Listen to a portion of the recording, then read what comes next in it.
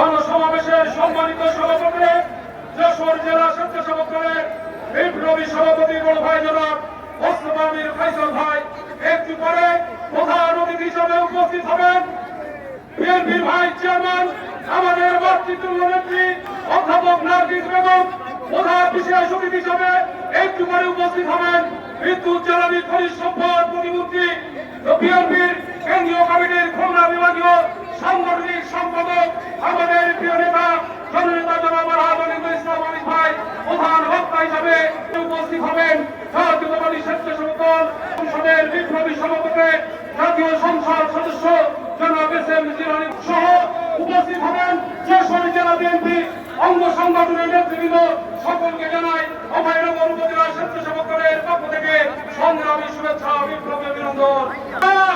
বিগত 17 বছর ফ্যাসিস্ট খুনি হাসিনা বাংলাদেশ জাতীয়তাবাদী দলের হাজার হাজার নেতা কর্মীকে নির্মমভাবে হত্যা করেছে, শত শতাধিক মানুষকে গুম করেছিল, 64 লক্ষ বিএনপির নেতা কর্মীর নামে মিথ্যা মামলা দিয়ে তারা রুদ্ধ করেছিল।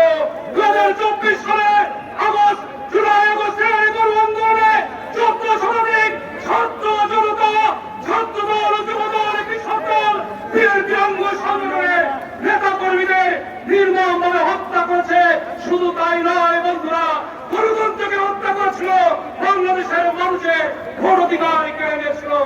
আজকের এই গণসমাবেশ থেকে বলতে চাই, অবিলম্বে ওই খুনি হাসিনাকে ভারত থেকে তুলে এনে তার বিচার করে তার ফাঁসি নিশ্চিত করতে হবে।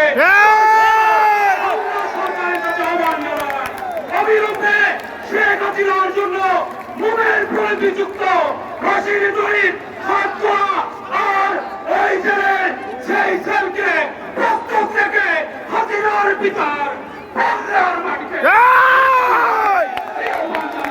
সকলের প্রতি আল্লাহর রহমত কামনা করে আমি আমার বক্তব্য শেষ করছি। খুদাহাফেজ। বাংলাদেশ জিন্দাবাদ। শহীদ রাষ্ট্রপতি জিয়াউর রহমান, দেশনেত্রী বেগম খালেদা জিয়া, মরহুম জননেতা জনাব তরিকুল ইসলাম মামুনুল হক, বিএনপির